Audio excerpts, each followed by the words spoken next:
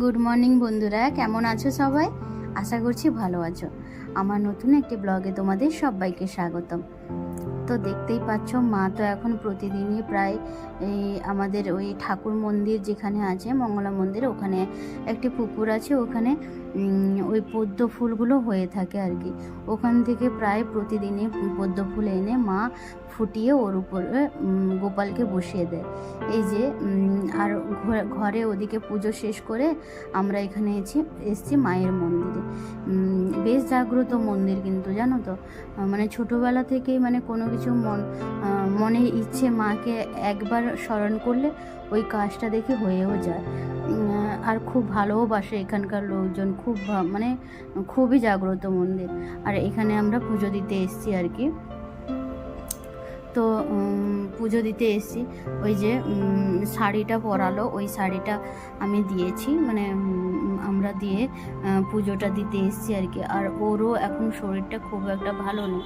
আজকে সকালে না ও বমি করেছে, মানে শরীরটা ভালো নেই। তো ওই জন্য মানে ওই অ্যাসিড মতন হয়ে গেছিলো।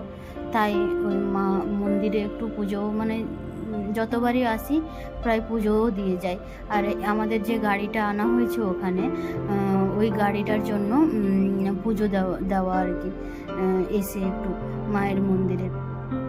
তো এখানে কাপড়, ওই যে মায়ের যে মানে পুজো দেওয়া হয়েছে ওই কাপড় আনতে এসেছিলাম।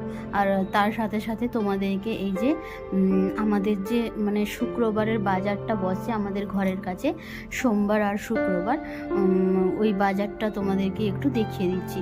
মানে অনেক বিশাল বড় একটা বাজার বসে। আর আমার সঙ্গে মা আর সোনাও এসেছিলো, মানে আমার ওই দিদির মেয়ে। আর বড়মশাইও দেখেনি আমাদের বাজারটা, তো ওকেও একটু দেখানোর জন্য এনেছিলাম। তো বেশ ভালোই, মানে বেশ বড় সড়ো